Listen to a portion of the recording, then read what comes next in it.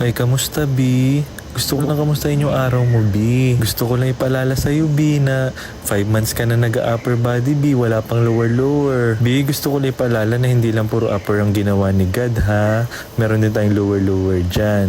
Alam mo na ba yung tinutukoy ko, B? Gusto ko lang tanungin, B, kung nakapag-legs ka na ba? Sabi mo nung una bukas. Ano ng petsa ngayon, B? 5 months na, B. Grabe, B. Sobrang lapad na ng upper body mo, B.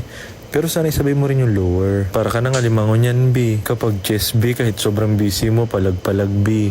May time ka. Tapos kapag legs, may lakad bukas. Try mo din wag itapat sa leg day yung lakad mo, B. Kung ako yung legs mo, B, magtatampo ako sa'yo. Pero in mo, mag-1 year ka nang nag-gym, tapos ang tinitira mo lang puro upper. Yung kotse, yung motor mo, naka-lower. Tapos ikaw, di ka naglo-lower. B, alam mo yung kantang paatuhod? Doon pa lang, B, dapat yung naunahin mo kasi nga paatuhod. Hindi naman sinabi bing head, shoulder, chest, back. B, hindi ako mad sa inyo. Basta sisipagan nyo lang magligdi-ligdi. Biruin mo kapag upper body, B, kahit sobrang bigat, kahit mababalian na kayo ng buto, pinupush nyo pa din. Pero kapag ligdi, matanggalan na ng isang balahibo sa paa, injury na. Ang iba naman nagliligdi, grabe. Yung pahinga cellphone. Tapos after na mag-cellphone, yun na, tapos na, okay na yung ligdi. Tapos gusto nyong pisik yung pang bodybuildingness. Abay ang tindi, B.